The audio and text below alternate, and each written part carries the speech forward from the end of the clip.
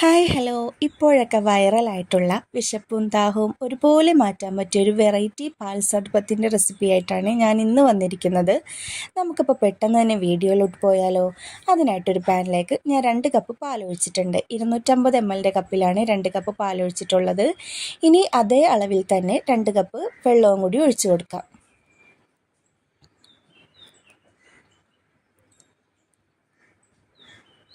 ഇനി ഇതിലേക്ക് നമുക്ക് ആവശ്യത്തിനുള്ള പഞ്ചസാര ആഡ് ചെയ്ത് കൊടുക്കാതെ. പഞ്ചസാര ഓരോരുത്തരുടെയും മധുരത്തിനനുസരിച്ചാണ്. മധുരം കൂടുതൽ വേണമെന്നുള്ളവർ ഒരു 7-8 സ്പൂണോളം ഇട്ട് കൊടുക്കണം കേട്ടോ, ടേബിൾ സ്പൂണോളം.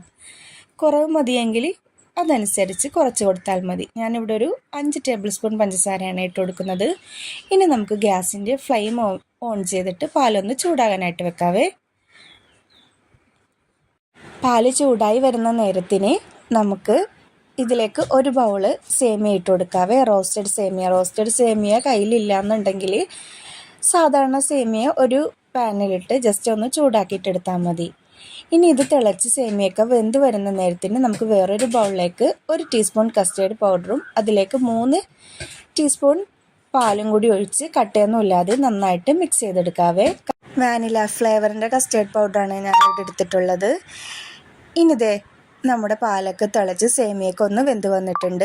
ഇതിലേക്ക് നമ്മൾ നേരത്തെ കലക്കി മിക്സ് ചെയ്ത് വെച്ച കസ്റ്റേർഡ് പൗഡറിൻ്റെ ആ ഒരു ബാറ്റർ കുറച്ചായിട്ട് ഒഴിച്ച് നന്നായിട്ട് മിക്സ് ചെയ്ത് കൊടുക്കുക. നന്നായിട്ട് ഇളക്കി കൊടുക്കണം കേട്ടോ, കൈ വിടാതെ തന്നെ നന്നായിട്ട് ഇളക്കി കൊടുക്കുക. എന്നിട്ട് ഇത് ജസ്റ്റ് ഒന്ന് കുറുക്കിയെടുത്തിട്ട് നമുക്ക് ഫ്ലെയിം ഓഫ് ചെയ്യാം. അപ്പോൾ ഇതൊക്കെ സെറ്റായിട്ടുണ്ട്. ഇനി നമുക്കിത് റൂം ടെമ്പറേച്ചറിൽ വെച്ച് നന്നായിട്ടൊന്ന് ചൂടാറാനായിട്ട് വെക്കാം. അപ്പോൾ അതേ ചൂടൊക്കെ അറിയിട്ടുണ്ട്. ഇനി ഇതിലേക്ക് നമുക്ക് കുറച്ച് സാധനങ്ങളൂടി ആഡ് ചെയ്യാനുണ്ട്. അതിനായിട്ട് ഞാൻ 10 മിനിറ്റ് മുമ്പ് കുതിർത്ത് വെച്ച കസകസ് ഇട്ട് കൊടുക്കുവാണ്. ഇനി ഇതിലേക്ക് കുറച്ച് ഫ്രൂട്ട്സും കൂടി ആഡ് ചെയ്യുക. ഫ്രൂട്ട്സ് ഇല്ലെങ്കിൽ ഇങ്ങനെ തന്നെ സെർവ് ചെയ്യാവുന്നതാണ്. ഫ്രൂട്ട്സ് ഉണ്ടെങ്കിൽ ഒന്നുകൂടി ജസ്റ്റ് ഒന്ന് കടിക്കാനൊക്കെ കിട്ടുമ്പോൾ ഒന്നുകൂടി ടേസ്റ്റാണ്.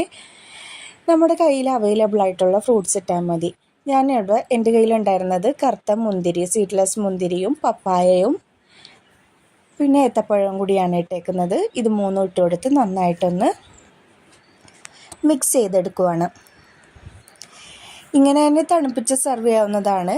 ഞാനിവിടെ ഒരു ജസ്റ്റ് കളറിനും വേറൊരു നല്ലൊരു ഫ്ലേവറിനും കൂടി വേണ്ടി റോസ് മിക്സ് 3-4 ഡ്രോപ്സ് ആഡ് ചെയ്ത് കൊടുക്കുവാണ്. കാണാനൊരു ഭംഗിയുണ്ടാവും, ഒരു പ്രത്യേക ടേസ്റ്റും കൂടി ഉണ്ടാവും ഇതിന്.